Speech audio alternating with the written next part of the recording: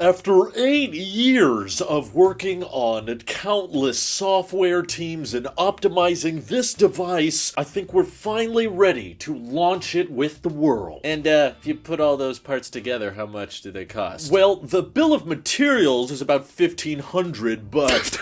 So you're taking a $2,000 profit on every unit sold? Well, hold right there, buddy. That's not what I said. I can't believe your greed. It seems like you're just trying to make money at that company. I mean, yes, we do have to make some money, but... I knew it! I knew it! You admitted it right then and there. I'm beginning to think you're not even a charity at all. Who told you we're a charity? That's it. I hope the EU shuts you down. Goodbye. Oh, shoot. That might actually happen. Let's begin!